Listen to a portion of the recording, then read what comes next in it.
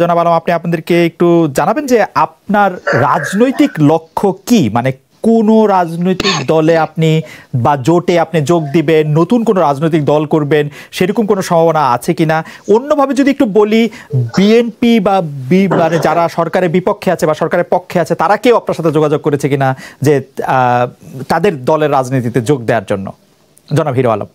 মূলত আমি all time জনসেবা কাজ করতে পছন্দ করি, সেই সবকিছু চিন্তা ভাবনা করেই রাজনীতি করা। আরেকটা বিষয়, রাজনৈতিক কোনো দল ভোটের আগে এবং ভোটের পরে এখন পর্যন্ত কোনো বড় ধরনের কোনো দল যোগাযোগ করেনি। কিছু কিছু দল আমার সাথে যোগাযোগ করে, আমি তাদেরকে বলছি না আমি এই মুহূর্তে কোনো দলে যোগ দেব না। আর ভোটের আগেও এবং পরেও কোনো রাজনৈতিক দলের সাথে এখনো নাই। এখন পর্যন্ত স্বতন্ত্র প্রার্থী হিসেবে নির্বাচন করতেছে। এখন পর্যন্ত কোনো রকম মনে মধ্যে ঠিক করিনি যে আমি কোনো টাইমে কোনো দলে যোগ দেবো কিনা। বড় দল, আপনার নিজের কোনো রাজনৈতিক দল করার ইচ্ছা আছে কিনা? না, সবারই স্বপ্ন থাকে দল করার, কিন্তু আমি তো একটা জায়গাতে এখন মানে সবার চেষ্টা না। জনাব হিরো আলম, আপনি যেহেতু এখন আমাদের রাজনৈতিক পাবলিক এরিনায় আছেন, আপনাকে সে প্রশ্ন করি, সবাই বলতে মানে সবার রাজনৈতিক দল করার হয়তো থাকে না, মানে ইচ্ছা থাকে না। আপনার কি আছে কিনা সেটাই যদি একটু বলতেন। আমারও আছে, আমারও মনে করেন দল করার ইচ্ছা আছে। আচ্ছা, তো সেটার সম্পর্কে যদি আমাদের একটু বলেন যে আপনি কিরকম রাজনৈতিক দল করতে চান এবং সেই রাজনৈতিক দলের লক্ষ্য উদ্দেশ্য কিরকম হতে পারে, বা এটার মধ্যে থেকে আসলে আপনি কি লক্ষ্য অর্জন করতে চান, সেটাও যদি আমাদের সাথে একটু শেয়ার করতেন। আমি আসলে রাজনৈতিক দল তৈরি করে একটু পরিবর্তন কিছু নিয়ে আসবো। মানুষ মনে করেন যে এনালোকে আগে সিনেমা দেখতেছিল, আমরা শুধু বাংলা সিনেমায় আমরা একরকম দেখেছি, বাংলাদেশের বাপের সাথে ক্যাসাল, বউর সাথে ক্যাসাল, এরকম একটা।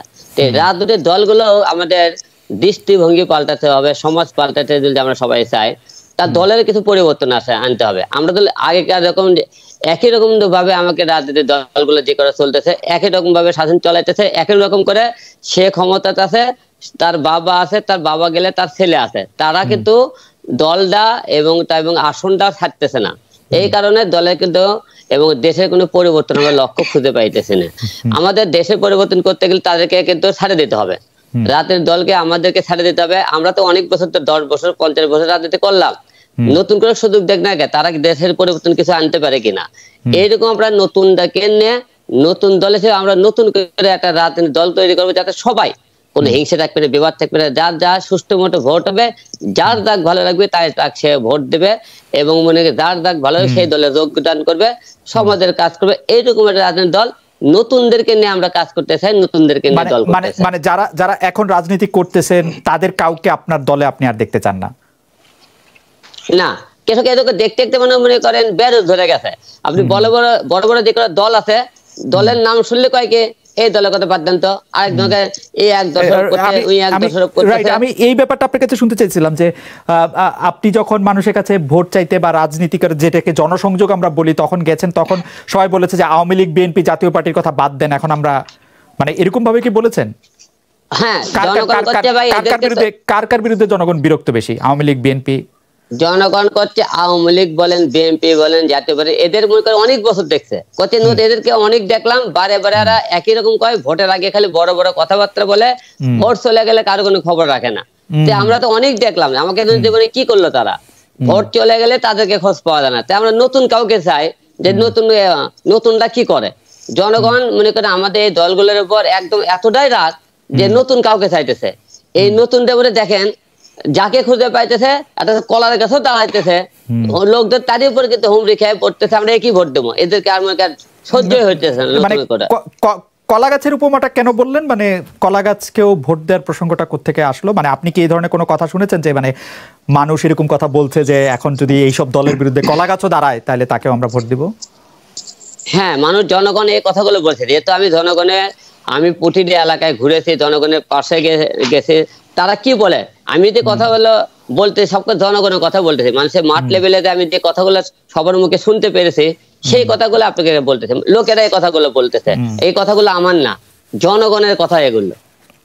আপনার কি মানে আমি আপনার রাজনৈতিক যে কর্মকাণ্ড কর্মসূচি সেগুলো আমি ফলো করছিলাম, কিন্তু এখন আপনি যেভাবে কথা বলছেন সেই কথাগুলির সাথে বাংলাদেশের সুশীল সমাজ বলতে যে যারা বুঝায় আর কি, যারা তাদের কথাগুলিরও অনেক মিল আছে। আমরা দেখেছি যে এই সুশীল সমাজের যে এই কথাগুলি, সেই কথাগুলির কারণে কিন্তু আমরা এই দুই নেত্রীকে চাই না, এই রাজনৈতিক দলকে চাই না, এরকম করে কিন্তু আসলে আমরা দেখেছিলাম যে 2007 সালে যেটাকে 111 সরকার বলা হয় সেরকম এসেছিল। আপনার কাছে কি মনে হয় যে আপনার কথাগুলির সাথে ওই কথাগুলির মিল আছে?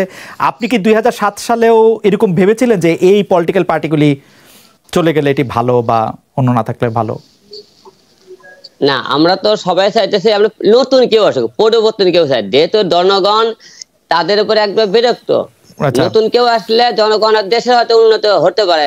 আমার কথা, আপনারা তো 50 বছর ধরে আপনারা দল করলেন, ছেড়ে দেন না, নতুন কেউ করুক। আপনারা ছেড়ে দেখেন, আপনারা দেশকে ভালোবাসেন, জনগণকে ভালোবাসেন, দেশ জনগণকে ভালোবাসে, ছেড়ে দেন না, নতুন কাউকে দেন না করার জন্য। আচ্ছা, নতুন কাউকে দেওয়ার জন্য, সেই নতুন কাউর জন্য দেওয়ার জন্য জনাব হিরো আলম আমরা আবার আপনার কাছে আসবো। আমরা একটু জনাব নিজুম মজুমদারের কাছে যাই। আমরা একটু প্রশ্নটি একটু আপনার কাছে আগেই একটু বলে রাখি যে আমরা এই নতুন কাউকে যদি জনগণ দেবে বলে ঠিক করে, সেটা আপনাকে কেন দিবে সেটা আপনি আমাদেরকে একটু বলবেন।